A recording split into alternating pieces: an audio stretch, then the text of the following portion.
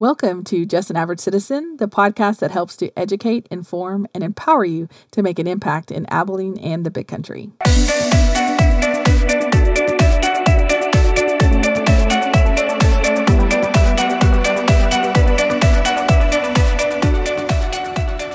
Abilene and the Big Country.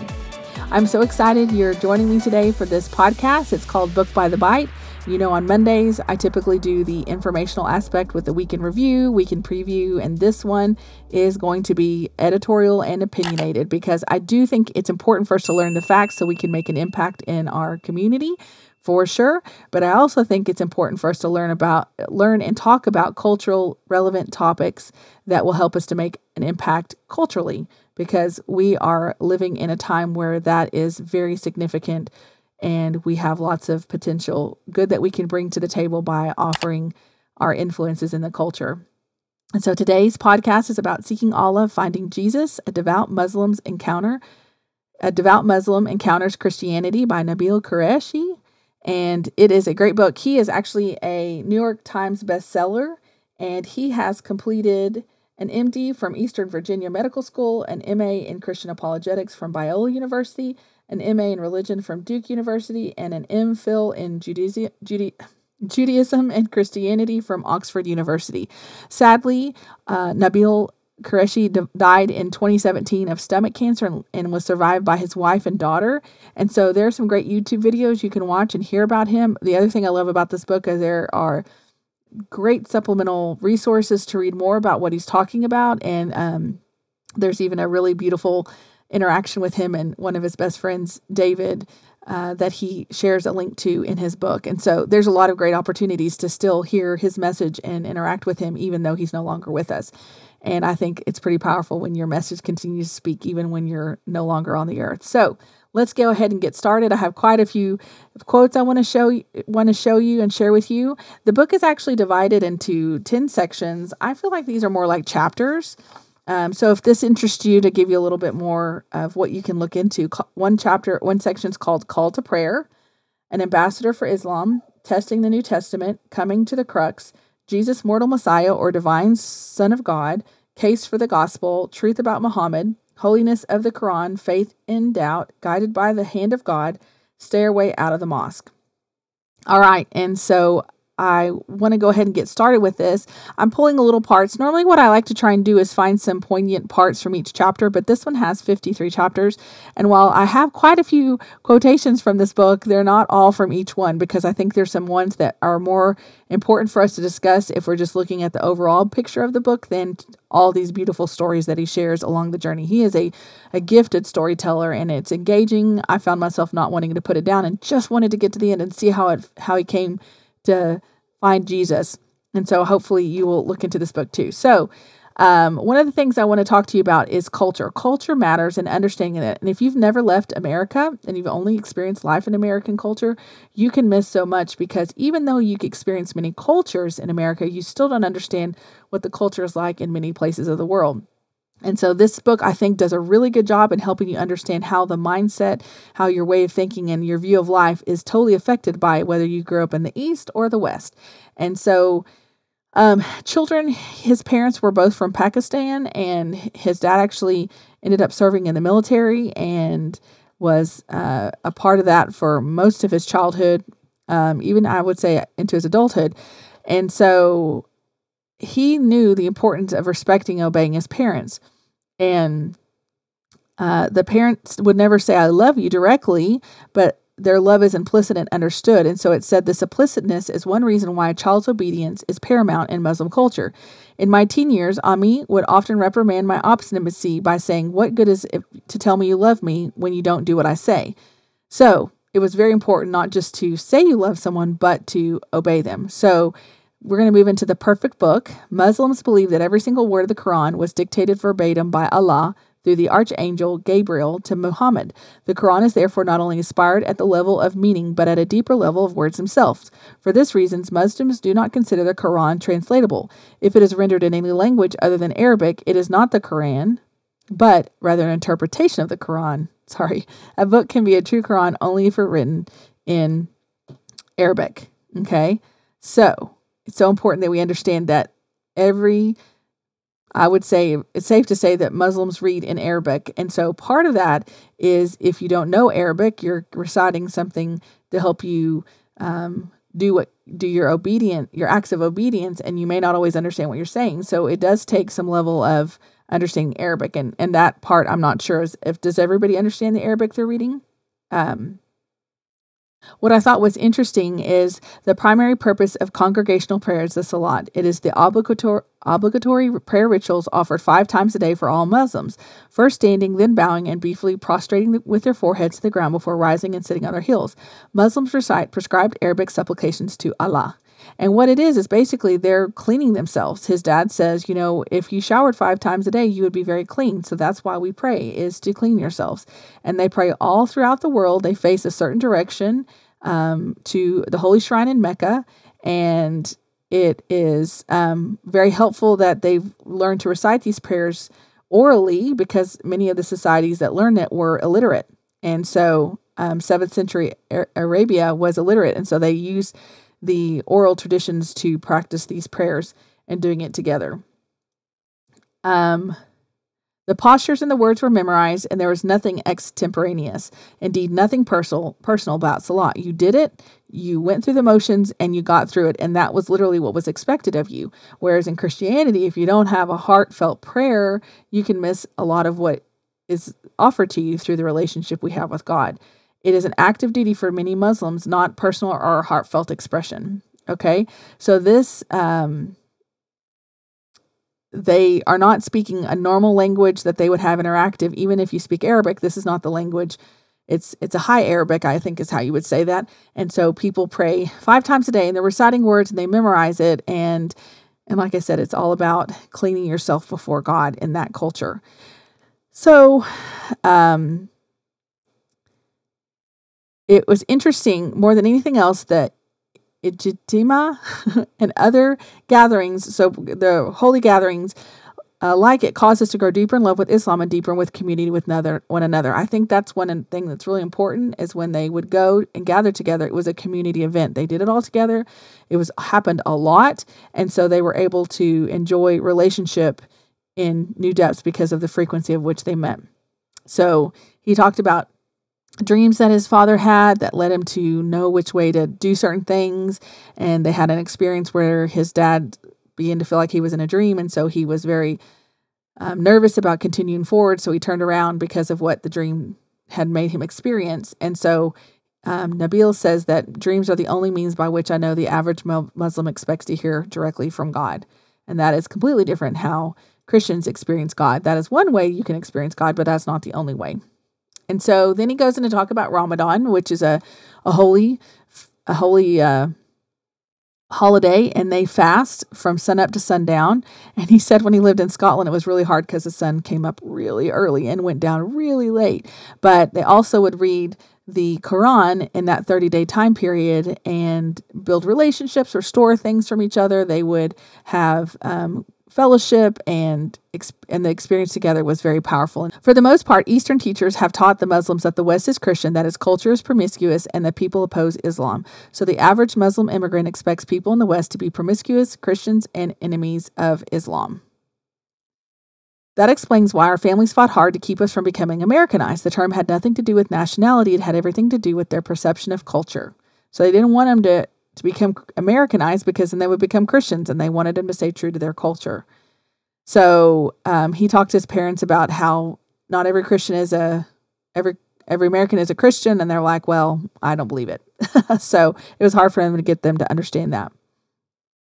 And based on the parents' observance of the religion was how the children would observe the religion following. If they were nominal, then the kids would be nominal. If they were faithful, then the kids most likely would be faithful.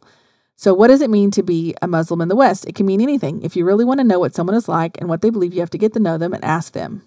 Okay, but it's very important to know if they're first generation or if they're an immigrant or second generation, because that explains a lot about the culture. Because the second generation has had some influences from the Western mindset, where the immigrants are purely from an Eastern mindset. Okay, so truth is a powerful thing, right? To him, he said it was self-evident that truth exists. What is the alternative? If truth doesn't exist, then it would be true that truth doesn't exist. And once again, we arrive at truth. There is no alternative. Truth must exist. All right. So Christians believe Jesus is God the incarnate, and there is a necessary belief for Orthodox Christianity. Muslims believe that Jesus is no more than a prophet, and to consider him God incarnate would be blasphemy and would cause one to be condemned to hell eternally, according to the Quran. Muslims believe Muhammad is a messenger of Allah, and this belief is so important that it makes up half of the Shahada, the primary proclamation of Islam. Christians believe that those who teach contrarily to the gospel of salvation through Jesus are false teachers. Okay, so he always loved that he knew that Westerners didn't really know about Muhammad, and he was always an expert in sharing Muhammad. So the biggest issues that Muslims disagree with Christians is that Jesus died on the cross and that Jesus claimed to be God. And he had studied, his dad had helped him, he knew and was able to handle any kind of conversation and felt like he walked away victorious with most Christians on this issue. And he knew he had to be a good ambassador. He had to master these two issues and persuasively argue that Jesus never claimed to be God, and nor did he die on the cross. For the latter, the founder of our sect had written a small book to equip the Jamaat. It was called The Jesus in India, and he had read it many times, and it talked about how Jesus never died on the cross. Allah replaced his face and made it look like he did, but he explains that in more depth. The more he shared his views, the more he felt confirmed in his faith, and the conversations occurred with increasing frequency. When I realized no one had anything substantial to rebuff my views, I felt I'd master half of the arguments I needed to be a good ambassador for Islam. I felt the other half was going to be easy to argue, and I was right, it was. And he was successful at arguing this until he met his friend in college. So his dad, they had been invited to go see Heaven's Gates, Hell's Flames. And his dad said, but they missed the point. They missed the point of religion. And he said, what is the purpose of religion? His dad did. And Nabeel said, the purpose of religion is to make good people and a good society. If people can do whatever they want, they will indulge their sinful desires and society will fall apart. They have a blank check to sin. Even Hitler could go to heaven just by accepting Jesus.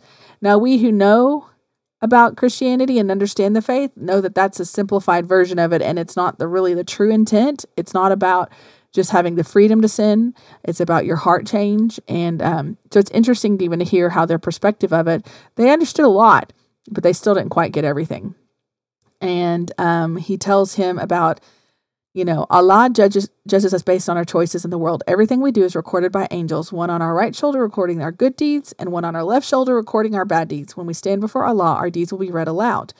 No one will be able to intercede for us, not our family, not Jesus, not even Muhammad. Allah will weigh our good deeds and our bad, and if our good deeds are greater than our bad deeds, Allah will give us paradise.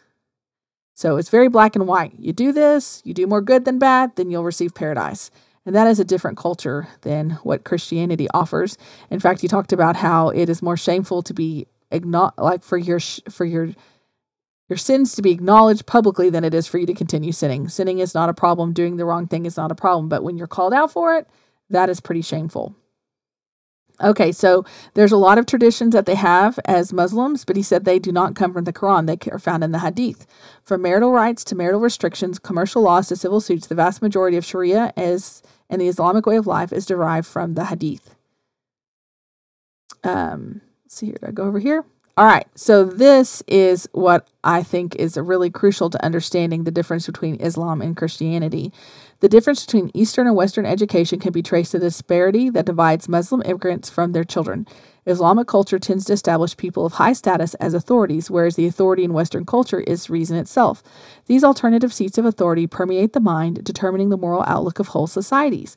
When authority is derived from position rather than reason, the act of questioning leadership is dangerous because it has the potential to upset the system. Dissension is reprimanded and obedience is rewarded. Correct and incorrect courses of action are addressed socially, not individually. A person's virtue is thus determined by how well he meets social expectations, not by an individual determination of right and wrong. So, it's important that in the West, you look for yourself to find the truth. In the East, you trust the sources of truth, right? So, he also talks about the difference between the East and West Islam. Muslims believe in the East that it's typically more violent, and in the West it's more peace-filled. And there's verses that you can take out of context that help provide and give people the reasoning they need to believe what they believe. All right, so now he's in college. He struggled a lot with his third world culture, because he didn't fit in with the Americans. He didn't fit in with his cousins and families. He was getting in trouble at family events because he didn't respect his family enough the way the culture demanded it, but yet no one accepted him really in high school. It was really hard for him. So when he went to college, he wanted to reinvent himself and have a new experience. And he was able to run into a guy named David, who became his very best friend until in all capacity. It's a beautiful friendship, because he allowed Nabeel to engage with him on the level that they were both apologists for their faith, and they had great conversations that allowed them to both grow and challenge what they believed to make sure it was real and true. All right, so Nabeel was never worried about really talking about the Old Testament, because it was very similar to the Quran. It was the New Testament that had all his issues, and he really spent a lot of time engaging with his friend David about that. And the Trinity was an issue that was part of it, because Christians just said, oh, it's just he said it had all these examples of how to explain it, but they could never refute it where it was found in Scripture. And he felt very proud of that he could undermine and crush Christians, because they didn't have a solid foundation to stand on that particular belief system. All right. So moving on to talking about the New Testament, Nabeel had a difficult time understanding how you could believe something that was so old. It was so different. The Gospels were not all exactly alike. And he was like, it was written like 90 years after they died. And even though it was eyewitness accounts, and even though there was lots of evidence of the eyewitness accounts, and even though many people who looked into different aspects of it confirmed that it was accurate, he really struggled with that because it made no sense to him. And so his friend David said, all the Bible is translated from the same manuscripts. There's different versions of it, but they all start from the same source. So it's not like it's been diluted over time. They all come from the same source, the Hebrew, Greek, and Aramaic. And Nabeel said he considered his words, but the fact there were multiple versions bothered him. It meant the words of the Bible were not agreed upon. Aren't the exact words important? As a Muslim, I believe the Quran is exactly the same as it was dictated to Muhammad. Not a single word ever has been changed. From what you're telling me, it seems like you think the exact words of the Bible do not matter. And his friend said it doesn't matter, but because they constitute the message is what's important. The message is paramount. That's why the Bible can be translated. If the inspiration were tied to words themselves as opposed to the message, then we could never translate the Bible. And if we could never translate it, how could it be a book for all people? Which is a great point. So they continue their discussion and their debates. And he said,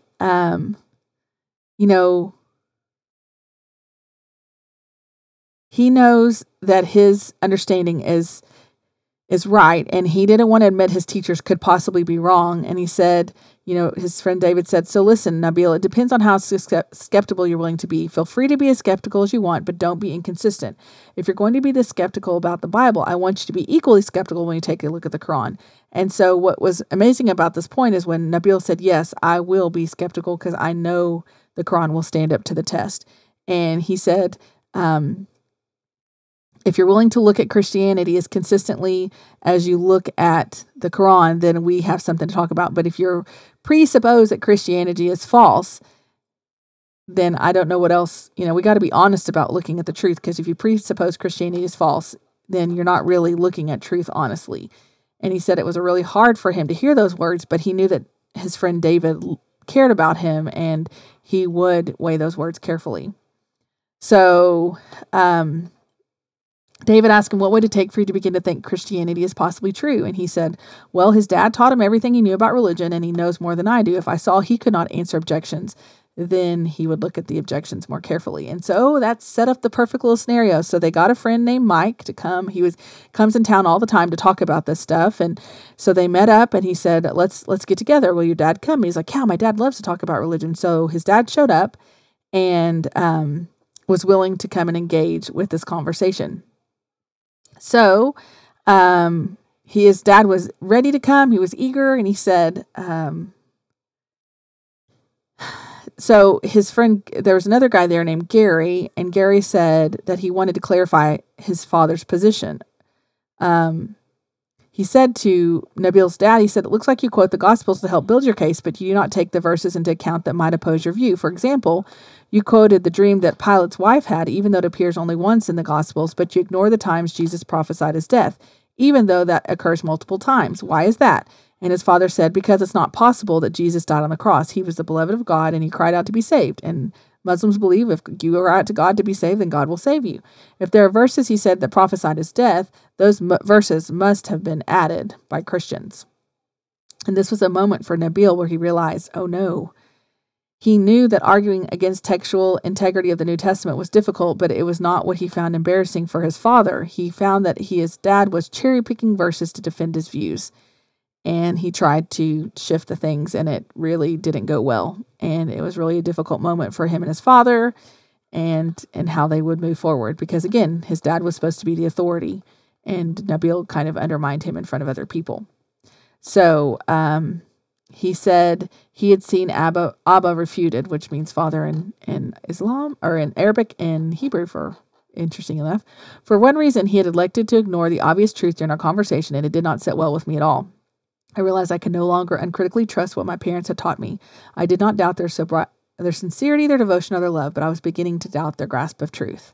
And he said it was like a veil had been lifted. He was seeing the world in a new light. He'd been wearing colored glasses his entire life, and they'd been taken off for the first time. Everything looked different, and I wanted to examine it all more carefully. All right, so moving into the next step, he was offered to come and meet again with these gentlemen because they were still in town, and he went to church first, and he debated whether or not to tell his parents because he didn't want to tell them he was going to church because he knew they'd say no way. But he just went because he wanted to ask the questions that he didn't feel comfortable asking with his father there. And so he did not want his dad to come along because he knew he couldn't speak freely. And so he was mortified by worship because there were girls standing in the front, and who would distract you from worshiping God? So as he discussed these things, he realized that Mike and Gary were nice guys. They didn't try to push him to believe one thing or another, nor did they seem to think of me as an outsider, as that Muslim boy. I was like them, someone who was pursuing God and truth with all his heart and mind. So he had to prove the case, these three things. He said his death, his deity, and his resurrection, and those were the three things that everything hinged on. So he got to go hear a debate with another Muslim apologist and his newfound friend, the other apologist for the gospel. And he was really challenged because he didn't want to give credit to the Christians because they did a good job. So he had to save face, and he said that the Muslim did better in order to not make it awkward for him quite yet. All right, so he realized the Bible and the Quran were nothing alike, not in the slightest. So why would he interpret them the same way? For example, Muhammad dictated the contents of the Quran to his scribes over a period of 23 years. Only after his death was it collected in a book. Verses that had been dictated years or decades apart, frequently found side by side in the Quran, often with no obvious connection. The result is that Muslims place relatively little weight on surrounding passages when trying to interpret the sections because they're disjointed. They're not connected or congruent in any way, except for the story of Joseph. And so most of the people didn't really notice that some stories were never ever completed, or it wasn't a big deal when reading the Quran. But he did find that the Gospels were connected, and there was no need for commentary in order to understand the Gospels. Anyone can understand the Bible. And so he decided he could not just focus on individual verses to make a point about the Gospel as he did with the Quran. He needed to read the whole Gospel and to understand the themes. He realized when he started to read John that it says, "In the beginning was the Word, and the Word was God." And he knew right there that that was a phrase that was used in the Quran, and it really made him wrestle. If Jesus truly claimed to be God, then the Quran is wrong, and Islam is a false religion. And here is where the pieces start to crumble. All right, so dealing with Jesus was a big place of contention because they believe that he's a prophet, just not the Son of God. So he had to... he was convinced that Allah was rewarding his faith with answered prayer and arming him to fight against David's position, because he ran into some friends after having he had this experience where he found some friends in this random situation, and he knew that that was Allah answering his prayers. But he now had to go hard after the truth. So he was in class one day, and the professor started teaching about a subatomic world. And he said that this just changed everything. He said he looked at the other students. He couldn't figure out how they couldn't realize what he was realizing. He said they had realized that the explanation the professor gave indicated that the universe doesn't fit easily into our minds. And he said he looked at the structures of nitrate on the wall, and his professor had said they are all three separate, but they're all three the same. He's like, wait a minute, one molecule of nitrate is all three resonant structures all the time, and never just one of them. They are three separate, but all the same. They are one. They are 3 in 1. And he said, oh my goodness, that's when it clicked. He said, if they can be 3 in 1 in nature, then it is very possible that God could be 3 in 1, but he didn't tell David yet. All right. So I like the story. I think it's a good point. I'll tell the version of it rather than reading it. But he was like trying to explain how Jesus died on the cross and how it doesn't make sense because it's bad math. He's like, say I have trillions of dollars of debt and Jesus comes up, or I come up and say, here's $1 to cover it all. And they're like, okay, your debt's wiped clean. And he's like, that's bad math. You can't make it work that way. And his friend David said, yes, because you're missing one part. You're not talking about how the Christian doctrine teaches Jesus is God. So when he comes to it, he said a better analogy would be a son who stole from his father. And he came back and said, I'm really sorry. I shouldn't have done it. And so the father said, okay, fine, I'll forgive your debt. And not only does he forgive his debt, he still has to reconcile the accounts. And he says, okay, so I will take my money and pay for your debt. And he can do it because he's the father. And Nabeel was like, wait a minute. Well, who's the son? And he's like, well, we are the son and God is the father. We've incurred the debt against God and we can't pay him back. So in his mercy, he pays our sins for all of us. The wages of sin is death, and he died on our behalf, balancing the accounts. And he's like, you're forgetting that this isn't just any one person doing this. It is God. He wasn't just paying off trillions of dollars with $1. He was paying trillions of dollars of debt with an infinite bank account. God's life is worth more than all the other lives in the universe combined. His death more than paid for all our debts that the rest of us deserve. And it's just such a beautiful picture of the incomprehensible love that God the Father has for us. So he also talks about just how he just couldn't understand that concept. Okay, so David said kindly, he's like, you're still seeing Christian doctrine from an Islamic perspective. Christianity teaches that sin is so destructive it shatters souls and destroys worlds. It's like a cancer that slowly consumes everything. That's why this world went from perfection in the Garden of Eden to being sick and depressing place it is today. Do you think God will allow any of this stuff in heaven? Of course he wouldn't. If heaven's going to be a perfect place, by definition there can be no sinners, none at all. And so he was just like, what hope is there for us, David? And David said, the grace of God. And he's like, why would he give me his grace? Because he loves you. Why would he love me a sinner? Because he's your father. And that's where the powerful words hit him, because he's like, wait a minute. I understand the love of a father because my father loves me without measure. And it began to shift and change again more of his world. All right. So now he has to go back and revisit Muhammad because, he was criticizing Christianity for its lack of historicity. And he was saying, okay, but Muhammad's different. We have all these hadiths that tell us exactly what it means. And so he knew his dad had access to all these books he could read. And so the message of Islam is intertwined with its messengers. Allegiance to one more than implies allegiance to the other. It is often defined by it. What makes it surprising, it's not the same case for Allah. Muslims who question Allah are usually tolerated by other Muslims, but questioning Muhammad is grounds for excommunication or worse.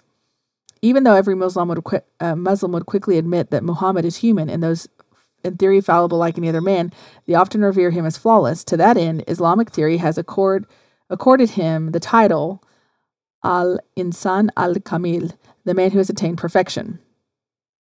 So it is a symbol for the whole Islamic civilization. Because of hadith and tradition, Muslim religion, culture, and heritage and identity are all found their core in the person of Muhammad. That is why Muslims see an attack on his character as equivalent to the personal attack on them and everything they stand on. So it's a personal attack if you attack Muhammad, which we've seen that when, newspaper cartoons are written about him. I mean, it's like they might as well say death to you because we've seen that happen and that effect in real time. So he was in the living room for one of the discussions discussing Muhammad, and he was excited because he wanted to make a strong case. Remember, he felt very confident in making all of his cases. No one knew who Muhammad was, so he was good. He says the other attendings were there to learn and ready to examine critically what I had to say. Had they known the effects of their questions they probably would have been gentler. In retrospect, I'm glad they didn't know. And so they started asking hard questions, which, again, that's not what happens in his culture. His culture is you listen to the teacher, and the teacher asks you questions, and you respond. And so he explained the word Islam means peace, and how everybody, he recounted the story of Muhammad's mercy on the day he conquered Mecca, and how he forgave the Meccans despite the horrific treatment of Muslims. And he discussed the other battles Muhammad fought, emphasizing they were all defensive, and Allah had miraculously intervened to give Muhammad his divine stamp of approval. My dog has a jingle bell on her collar. Sorry for the noise. Okay, so Muhammad's message was an eye for an eye, justice of Moses combined with the turn for the other cheek mercy was the heart of Islam. Turn the other cheek mercy of Jesus was the heart of Islam, the final message for all mankind. In the course of the last point, I made it clear that Muslims worship the same God as Jews and Christians. Yikes. All right, so he asked why his position was more accurate, and he said, well, that there's no compulsion in religion is what Muhammad said, and he had followed the Quran so correctly, he was a living version of it, and it made sense that he would spread Islam it would make no sense to say that he spread Islam by the sword when he preached there's no compulsion in religion. And he got knocked to his tuchus, I guess, when Mike said, well, how do you know that? And he's like, well, because the hadith, the books say that about Muhammad. And he's like, but they're not, how do you know they're trustworthy? He's like, well, because everyone says they are. And he said, you can rely, this was Mike, he said, I can rely on the four gospels because 4 of them were written very soon after Jesus' life. How do we know the books of hadith are trustworthy? And he had never seen anyone question the Islamic tradition the way we question the Bible. It was unheard of. And everybody's listening, ready to say it. And he's like, well, the eyewitnesses of Muhammad's time passed the stories orally until they were written down. Those who wrote them down were well respected, who thought critically, making sure the chain of transmission for each story was strong. That's why we can trust the hadith. He says, this was the best I had, but Mike wasn't satisfied. I can see what you're saying, but how do we know, Nabeel? When were they ultimately collected? Dun, dun, dun. The testimony of the Gospels was shortly after Jesus died. Oh, I've got to not use my touch screen. Sorry, I was about to touch the screen. And he said, well, about 200 and 250 years. And that's when he knew. He knew because everybody's like, oh, okay, well, fair enough. It's not good. And he tried to point to him how that's a really long time. He's like, legends grow wildly in that span of time. Villains become more villainous. He understood what he was saying, but he did not know what to do with this because it was so offensive to question the hadith. So Mike was calling the reliability of the early Muslims into question, and it jarred him, he says. He says, Mike, you don't know the people you're questioning. These are great men and women with sharp intellect and honest hearts. It's by the virtue of their character that the hadith are reliable. He said, yes, but Mike doesn't, and David said, yeah, but Mike doesn't know these people, and you don't either. And we have no reliable way to test the character of the people who pass these stories. And so it really shook him. It shook him, and he was like, okay, what do I do from there? All right. So he had to figure out, okay, well, these hadiths say these things about Muhammad. What am I going to learn from these hadiths when I read about Muhammad directly? So almost everything Muslims know about Muhammad comes from them orally, rarely from primary sources. Unlike Christians learning about Jesus from the Bible, the Quran has little to say about Muhammad. Whether in the East or the West, Muslims usually only hear stories about him. They have no concept of the details that might have been accidentally distorted or intentionally altered. It comes as a surprise to most of them, as it did to me, that the earliest record of Muhammad's life expressly admit they have intentional alterations. Okay, so in fact, the first biography, the guy says, things which is disgraceful to discuss, matters which would distress certain people, and such reports, as my teacher told me he could not accept as trustworthy, all these things I have admitted. So here's where it begins to crumble pretty hard. Okay, the vast body of hadith and seerah literature particularly enables this phenomenon. If a Western Muslim wants to paint a peaceful portrait, all they have to do is quote peaceful hadith and verses, to the exclusion of the violent ones. If an Islamist extremist wants to mobilize his followers to acts of terrorism, he'll quote the violent references to exclude the peaceful ones. So this teaching was not sent to Muslims. Let's see here.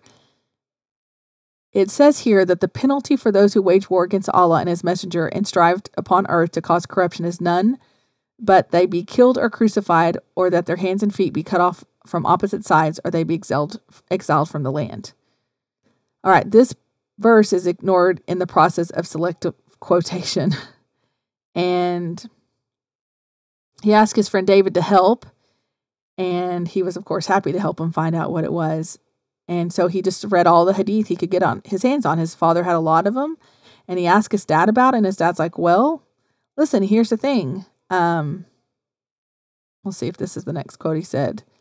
I might have just missed it. Oh, sorry. For the first time in my life, instead of being directed to hadith, I was reading them with my own eyes, straight from the source. It did not take long for me to realize that Muhammad, I had come to know, was a filtered version. It took him about 30 seconds, he says. Okay? And so, far from a noble call to prophethood, Muhammad was violently accosted by a spiritual force that terrified him, driving him to contemplate suicide on multiple occasions. And this was not just any book. It was the most trustworthy book of the hadith. It was then I began to realize that I'd inherited an airbrushed image of Muhammad, which is very disheartening to know that you thought this was who this person was, and you find that they've been airbrushed. Okay, so here it says Muhammad would say that he would fight people until they became Muslim or until he killed them and took their property. Nabeel says that was impossible. It encountered everything I knew about Muhammad, and it contradicted the Quran's clear statement that there is no compulsion in religion. So here he is beginning to see that there is a violence that was not presented when it's just talked about in general, especially in the West. And so when he told his father said, Nabeel, there are some things we don't understand because we are not scholars. Read the scholars' books and it will all make sense. We are not smart enough to know. We just have to trust the experts. Have we heard that before? All right, so then there was this man in Britain who accepted Islam as his faith, and they gave him a lot of credit because he was a Westerner, and that kind of validated a lot of their belief system. And this guy wrote a book, and because of this, this book helped him to understand that his teachers unrelentingly had asserted that Muslims were always the innocent ones, the victims at the receiving end of the Meccan ridicule and persecution. That's why they fled to Medina. Could it be that after Muhammad and the Muslims were finally able to live free and peacefully, that they were the ones to first draw blood? So here we go through lots of examples of what happened. He said he found one violent story after another about Muhammad. I consciously tried to dismiss each one, just like the Muslims online, but subconsciously the pressure was building. How many could I dismiss? How long was I going to go on like this? So it should not be assumed that the Quran is an Islamic analog of the Bible. It isn't. For Muslims, the Quran is the closest thing to an incarnation of Allah, and is a very proof that they provide to demonstrate the truth of Islam. The best parallel in Christianity is Jesus himself, the Word made flesh, and the resurrection. This is how central the Quran is to Islamic theology. So it was a given that his worldview was forged by teachers who continually proclaimed the Quran was the preeminent in its beauty. And like most Muslims, were confident the Quran was truly unmatchable.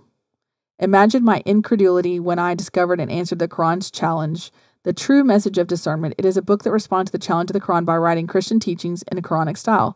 This book apparently reproduced the Quranic style so effectively that some who recited aloud were thanked by Arabic Muslims for having recited the Quran itself. Its ability to be imitated is the only defense that the Quran provides for itself, its inability to be imitated, yet here was a book that effectively responded to this challenge. So Muslim apologists do not lend themselves to the Quran's defense. The four other arguments they most commonly appeal to are these: fulfilled prophecies, mathematical patterns, scientific truths, and textual preservations. And he wanted to examine each of these. Okay. So the scientific argument, Allah promises to guard the Quran, and Muslim believes its preservation is a testament to his protection over his message.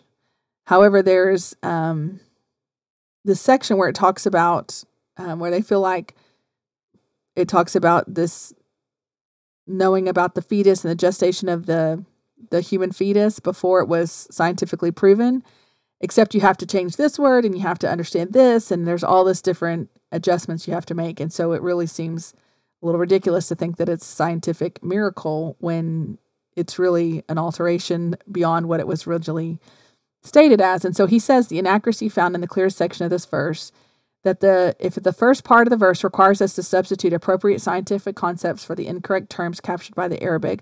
So if you have to fix the first half and ignore the latter half, then how is that really scientifically miraculous? Whether proclaiming scientific miracles or defending scientific inaccuracies, the protocol always for refining the clear statements of the Quran to say something they did not say and glossing over any strain. After I recognized the pattern, it struck me that this type of study of the Quran was very much like studying the life of Muhammad. I could defend my Islamic beliefs if I approached the issue as a partisan Muslim willing to redefine certain terms and emphasize certain points in favor of my position. But if I tried to build a case as an objective investigator reading the text at face value, then simply there was no scientifically miraculous knowledge in the Quran.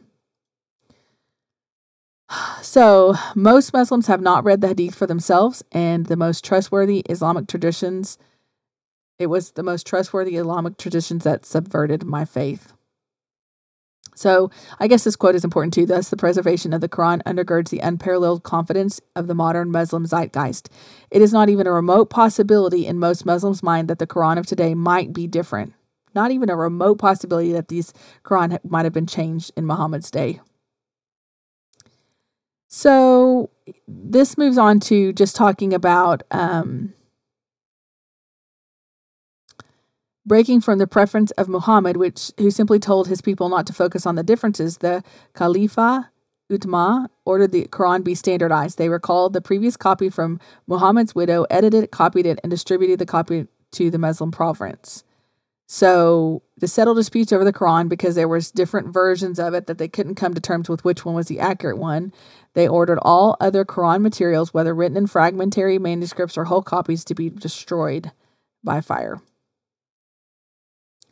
So, according to the Hadith, Muhammad named 4 men as the best teachers of the Quran. The first one, so there was 4 teachers, and when he studied the early sources, they did not agree. These men were the men that selected the best teachers of Quran, but as he studied the early sources, he found they did not agree with the final Quran, which has been passed down as today's version. They did not even agree with each other, which is very interesting for sure. And, he added up all the pieces in his mind, multiple recitations of the same verse, missing verses, missing surahs, disputes over the canon, controlled destruction of all the variants. How could we defend the Quran as perfectly preserved? I researched defenses online and read the most scholarly Islamic books I could find. As usual, attempts were made to dismiss as many of those sources as possible. Even still, after all the attempts at the logical explanations were made, the Muslim scholars argued for a shocking position. Allah intended the lost sections to be lost. He intended the variants to be destroyed. He intended Zayd's edition to be the final Quran.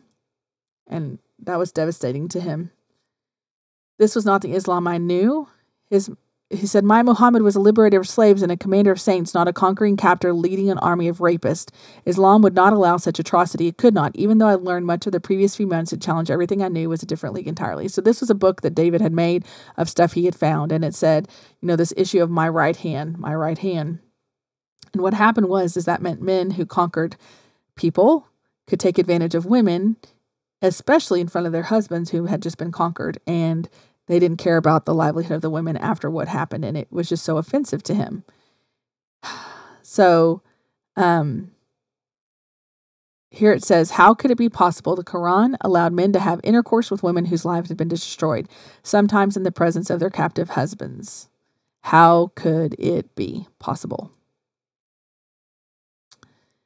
So he said he was a shell, outwardly steadfast in Islam, while inwardly a torrent of confusion. So he couldn't show everybody on the outside what he was believing because he knew that cost was something he could not pay. He did not know who God was, and he did not know what the world was, and he did not know who he was, and he had no idea what to do. He made a final desperate effort to lay hold of the life he had always lived. So he kept pursuing Allah because he just could not pay the price yet. And it was heartbreaking to him because he couldn't unsee the things he had sinned. So when you talk about embracing the cross, it's more difficult for Muslims because it's your culture. You will be ignored. There are women who want to believe, but they have no one to take care of them. So if they do it, they'll be on their own. And it's devastating to them. So he said he knew he was not the only one who had paid for his decision. So his family was known for their joyfulness, their close-knit relationships, and the honor we garnered by faithfully following Islam. His choice to follow Jesus meant raising all three. And how could he do such a terrible thing for his parents after all they'd done for him? So here's his prayer. Please, God Almighty, tell me who you are. I beseech you, and only you. Only you can rescue me. At your feet, I lay down everything I have learned, and I give my entire life to you. Take away what you will, but be it my joy, my friends, my family, or even my life, but let me have you, O God. How can God deny that prayer? So he realized what he was having to decide to do, and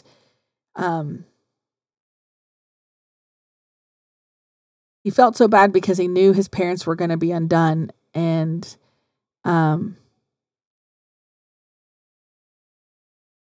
he knew that he had to find comfort in order to prepare him for what he was about to do. And so he said as soon as he entered the apartment, he went straight to the bookcase and retrieved his old Quran and study Bible.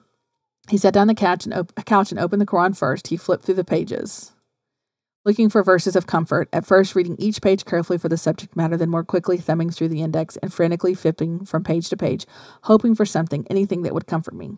There was nothing for me. It depicted a God of conditional concern, one who did not love me if I did not perform to my utmost in pleasing him, one who seemed to take joy in sending my enemies his enemies into the hellfire.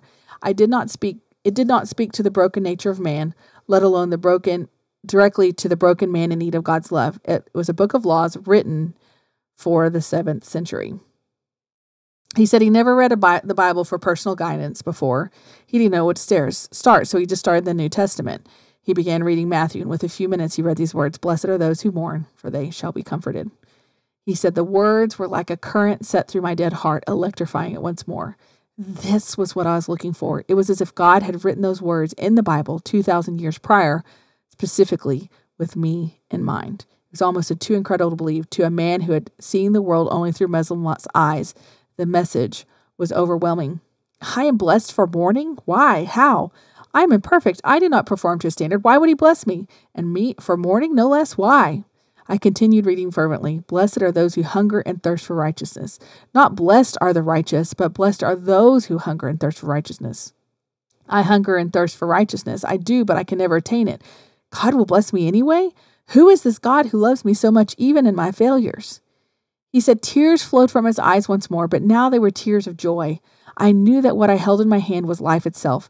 This was truly God's word, and it was as if I was meeting him for the first time. So here he is. He's made the decision that he found him, but he knew what it would cost.